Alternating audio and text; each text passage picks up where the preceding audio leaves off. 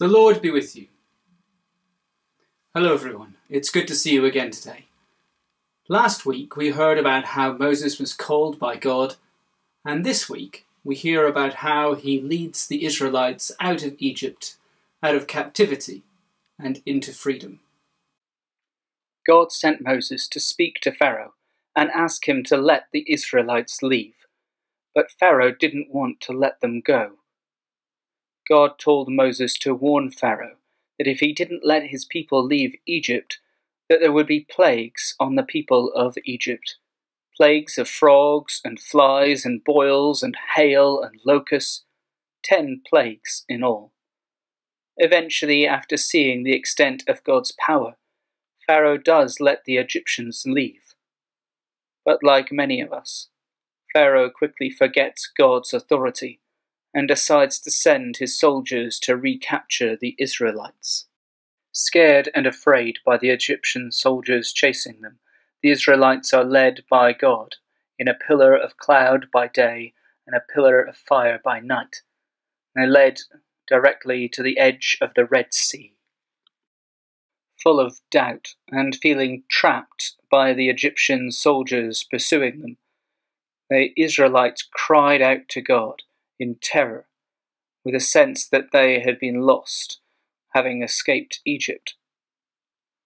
God then called to Moses and told him to hold his staff over the water, and immediately it began to divide, and Moses and his people crossed over on dry land. Once they had crossed over the Red Sea, God told Moses to hold his staff over the sea again, and it was closed over the Egyptians. As a baby, Moses was saved in a basket floating in the Nile River. As an adult, Moses saves his people by leading them to freedom through the Red Sea.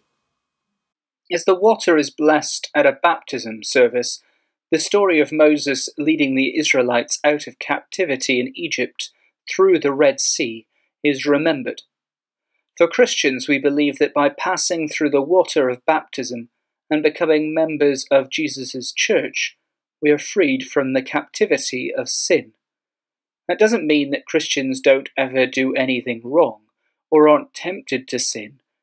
We are human. We are all constantly falling short of the example which Jesus gives us. We all put our own pride or our own power ahead of God's.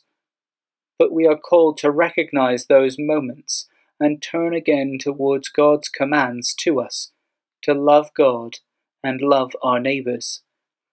Rather than being trapped by guilt, we say sorry and accept that we are forgiven, so that we can try again to follow the example set for us by Jesus.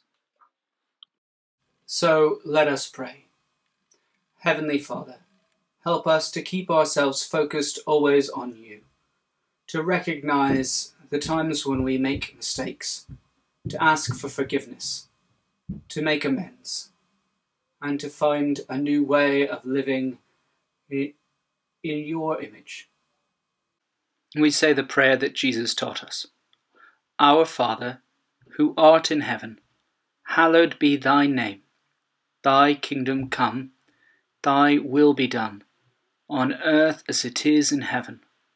Give us this day our daily bread, and forgive us our trespasses, as we forgive those who trespass against us.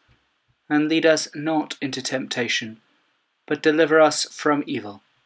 For thine is the kingdom, the power and the glory, forever and ever. Amen.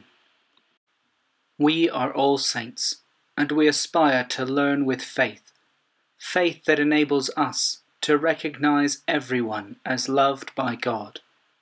We are all saints, and we aspire to learn with faith, faith that enables us to have compassion, hope, and trust. We are all saints, and we aspire to learn with faith, faith that enables us to persevere, to respect one another, to grow in wisdom and to flourish. I pray that you may have the power to comprehend with all the saints, to comprehend the breadth and length and height and depth of all things. I pray that you will know the love of Christ, which surpasses all knowledge. Amen. And so I hope that you stay safe and stay healthy, and may God bless you and keep you this day and evermore. Amen.